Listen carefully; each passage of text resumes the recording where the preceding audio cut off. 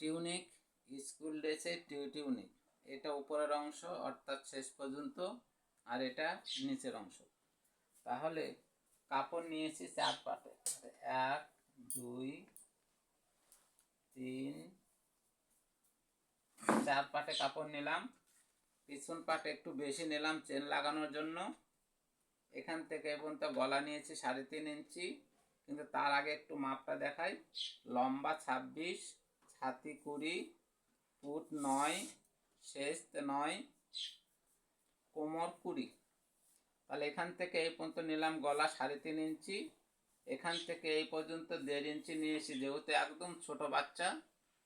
এখান থেকে এই পর্যন্ত ফুট নিয়েছি, ফুটের মাপের অর্ধেক, ফুট হলো 9, 9-এর অর্ধেক 4.5, আরও হাফ ইঞ্চি হলো 5 ইঞ্চি।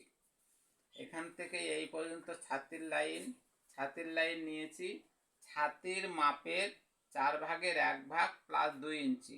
ছাতি হলো 20, 20কে 4 ভাগ করলে হবে 4 5 20, 5 আর 2 7, এই জন্য এখান থেকে এই পর্যন্ত 7, আর এই 5 হচ্ছে ফুট লাইনের সমান।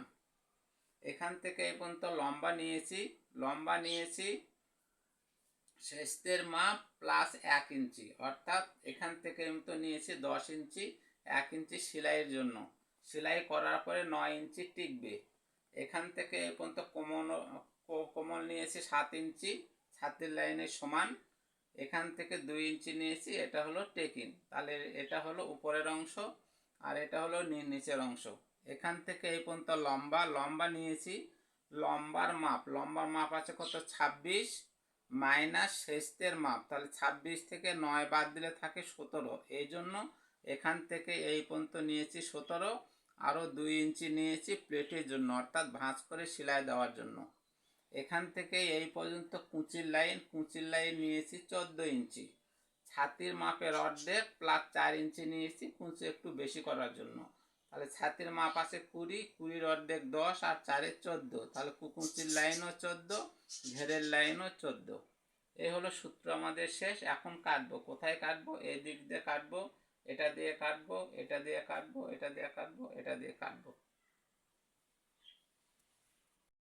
এইদিকে কেটে নিলাম, কেটে নেওয়ার পরে দেখো যে গলা হয়ে গেল, এইদিকে কেটে নিলাম, এটা কেটে নিলাম। তাহলে হলো এটা হলো সামনে পাটে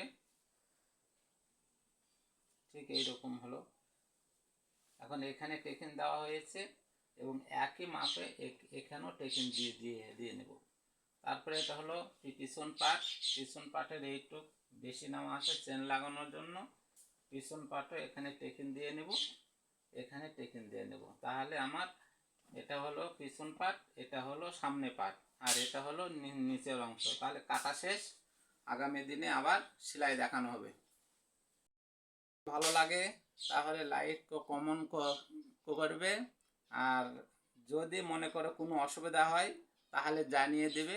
সেইভাবে তোমাদের সুবিধা মতো আরও সহজ পদ্ধতিতে বা কী করে আরও সহজভাবে বুঝতে পারো সেই অনুসারে আমি ড্রয়িং এবং কাটিং করে দেব।